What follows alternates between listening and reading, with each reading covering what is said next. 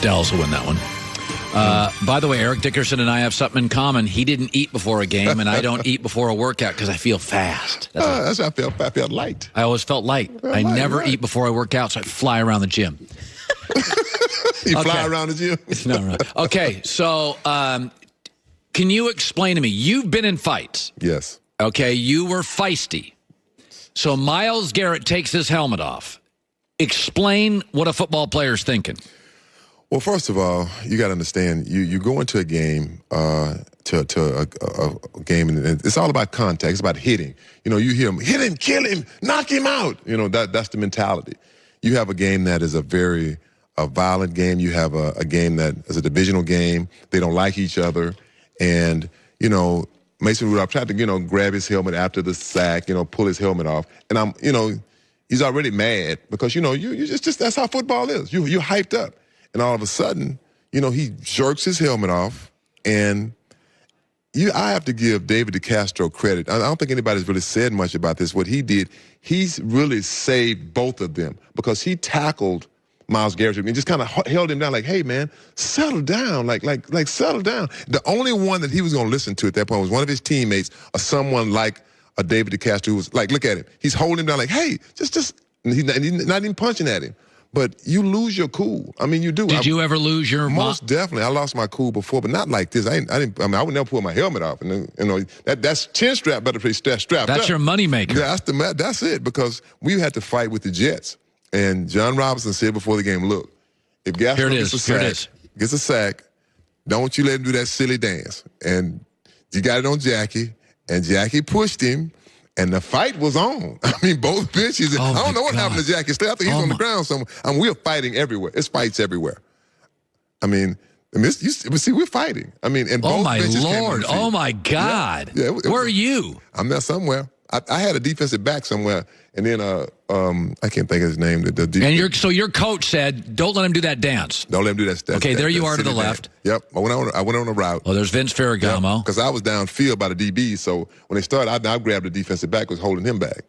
Oh, look at that! And we're fighting. I mean, it was fines everywhere. But those and fines so, by the way, it's just mayhem. You've been in that. It's mayhem. It's mayhem everywhere. See, back in those days, they're showing the fight. Now they try to cut away from the fight. I mean, because you don't want to have that image of the National Football League fighting. Right. But like that stuff is going on. It's still. What about Mason Rudolph? A lot of people want him suspended. I think a quarterback should be protected. Here's the thing. I said this. If I walked into a bar and I jumped on you and I was bigger, and then in 8 seconds I hit you with a beer bottle. In the 8 seconds between I jumped on you and the beer bottle, you have a right to gouge my eyes. You're defending yourself. Yeah. I got a guy that's 45 pounds heavier on me. I'll grab your stuff. I'll do whatever I got to do. So to me, Mason Rudolph, I'm going to give you a lot of latitude. If a big guy hits you late penalty, jumps on top of you, pins you down, I'm going to give you latitude on that. Well, Mason Rudolph you can say he started. He didn't start it. I mean, look, I'm going to say again, this is football. This is a rough, tough sport. He grabbed Garrett's helmet, trying to pull his helmet off. That kind of started it all. The late hit started it all. Yeah, I mean, yes, it did. You're right. It started it all. But that's what got it kicked off. But when you get into a fight in a football game, you're not thinking about the round. You're not thinking I'm gonna get suspended.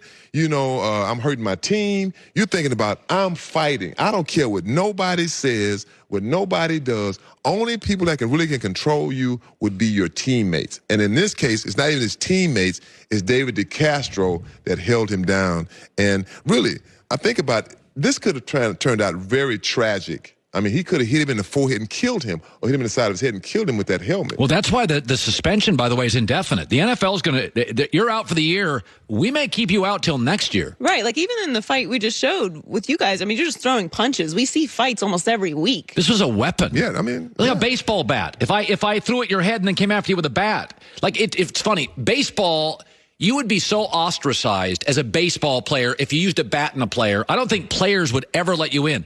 In football... No, it happened in baseball, and I think in the 60s it happened. It did, and that guy was... Juan Marichal, Right. But I think that player was so ostracized. I don't remember the repercussions, but in football there is violence. So I think players will support Myles Garrett eventually, but I think it's best to get him out of the league now. Well, I think he has to sit the whole season out. I think what will happen is once he sits, because Myles is not that guy. He's not a dirty player. No, he's not. I know dirty players, and he's not a dirty player.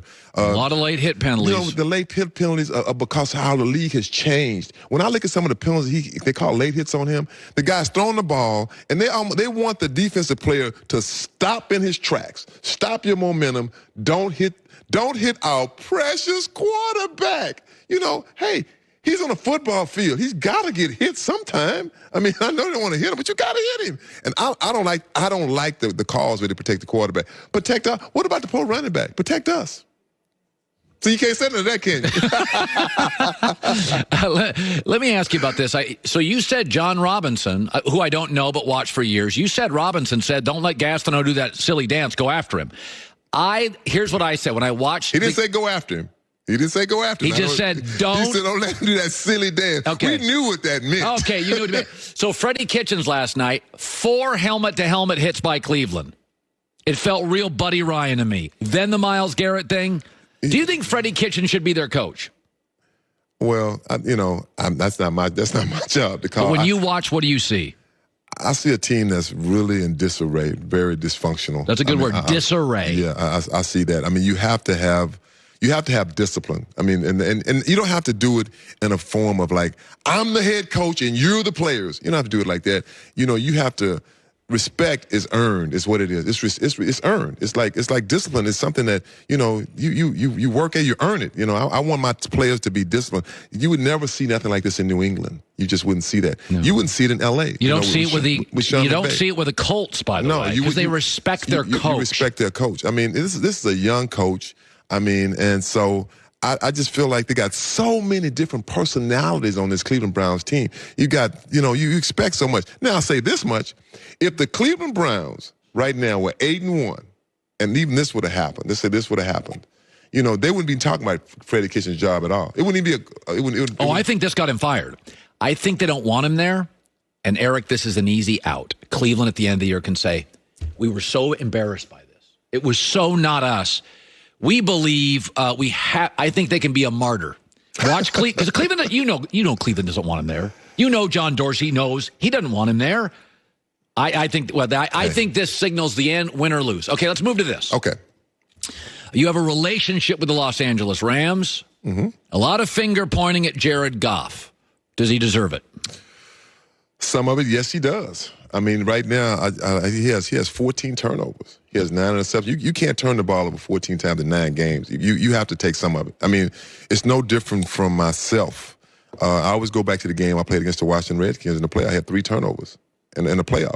I feel like I lost that game. I feel like I put it on me. But you have to take some of it. But you have to put someone on the head coach, too, Sean McVay. Because, look, we know that our offensive line is beat up. Our offensive line is not what it is. But you have to put your quarterback in a position to succeed. And you have to run the football. We don't run the football. I'm sorry. We just don't. I mean, we are a running football. I feel for Todd Gurley. I'm frustrated for him because I know he wants to run the ball. You don't see Zeke splitting time. You don't see McCaffrey splitting time. You don't see Saquon Barkley splitting time. As a running back, you have to get into a rhythm. It's all about a rhythm. When you're carrying the ball 12 times, 6 times, 8 times, you can't get into a rhythm doing that. People say, Todd's not the same. If you carry the ball 12 times, what you want him to rip off a 60-yarder, on every carry? You always say you like 25 carries. I like 25 carries. I'm into it now. I'm into it. I mean, I could take it. I mean, that's what you want. I think Todd liked the ball at least 20. Let's say he ran the ball 20 times and caught 5 or 6 passes. He's in a rhythm. All of a sudden, you're out of the game. You're back in the game, maybe 6 series later, 4 series later. How do you get into a rhythm? You can't get into a rhythm. I say some of this has to come on Sean McVay. I mean, you have to find a way to get your best player, which is Todd Gurley, into the game. Even though the offensive line is beat up, you have to be committed to the run. It's a commitment. San Francisco, they're committed to the run. Seattle are committed to the run. Last night, the Cleveland Browns are committed to running the football. we have no commitment to the run. We are a passing football team, and no, I call it like I see it. You have to put some of this on our head coach, Sean McVay, and our offensive line is beat up. It's not the same. But if you're the head coach, you have to come up with a way to help our quarterback out. I mean, he is what he is, and we know that. I mean, he's not that guy that's going to He's Matt Ryan. He's not Deshaun Watson. That's exactly. He's not a guy that's going to run out the pocket and going to run to the – he's not. He's a guy that he can move right to left a little bit, but you can't ask him to run 15 or 20 yards, 3 or 4 times. That's not going to happen. Eric Dickerson, the Hall of Famer. That fight video was spectacular by you. I don't condone violence, but I'd love to see you mix it up a little bit. Got to mix it up a little bit. Good stuff. By the way, feel better with M-Drive. M-Drive from N.com. Code HERD, 20% off your first month. Joy Taylor with the news. No. Turn on the news. This is the HERD.